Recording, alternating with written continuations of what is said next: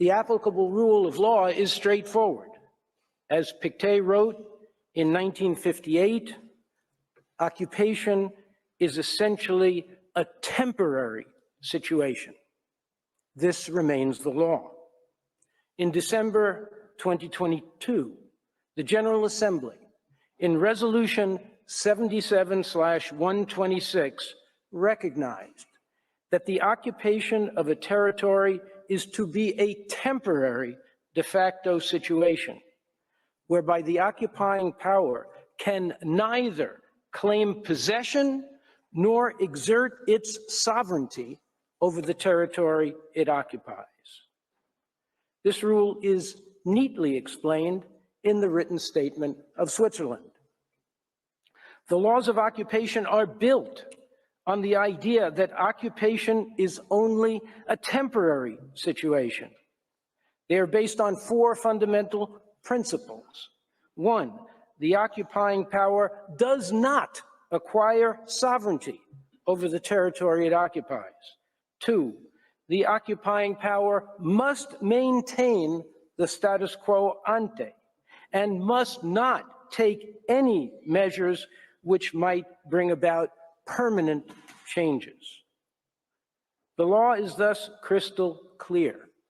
Occupation can only be a temporary state of affairs.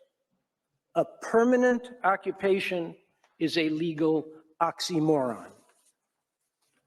Mr. President, what makes Israel's ongoing occupation of the Palestinian territory unlawful is precisely its permanent character. And what demonstrates its permanence are, one, Israel's de jure and de facto annexation of Jerusalem and the West Bank.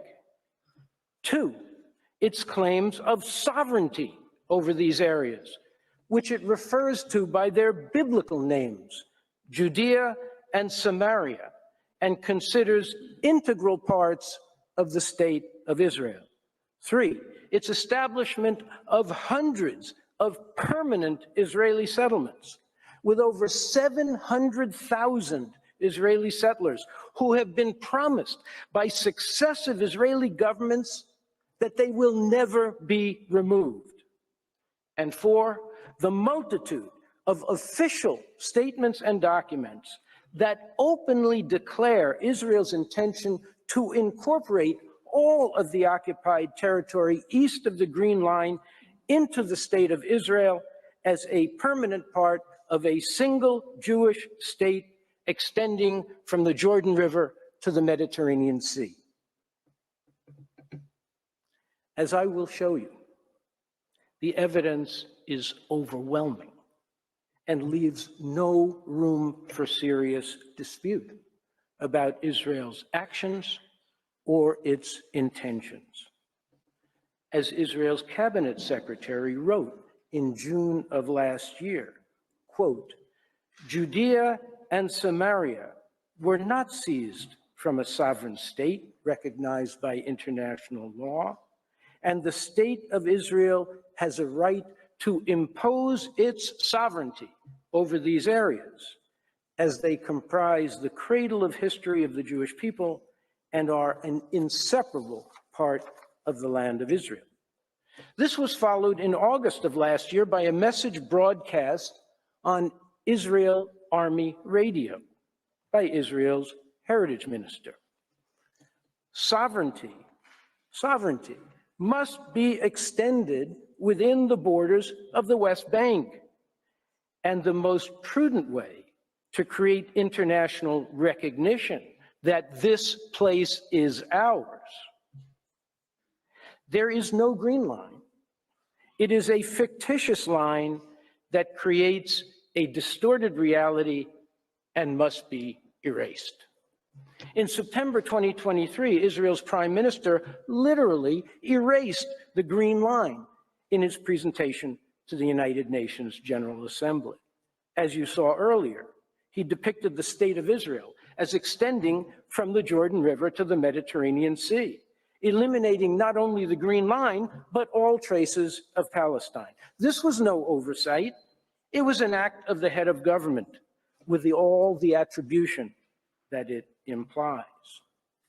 The same message was delivered by Israel's finance minister in Paris 6 months earlier, when he denied the existence of Palestine and declared that Palestinians do not constitute a people.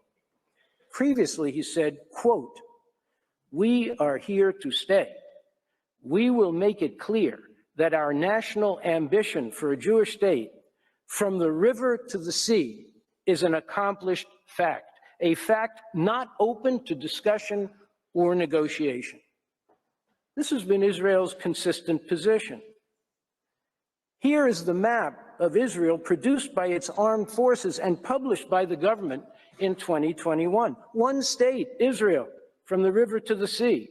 There is no green line. There is no Palestine. Instead, Palestine has been replaced by Judea and Samaria, which, according to Israel's highest officials, are now integral parts of the state of Israel. As these official statements and maps demonstrate, Israel makes no secret of its intention to retain permanently the entire area east of the Green Line.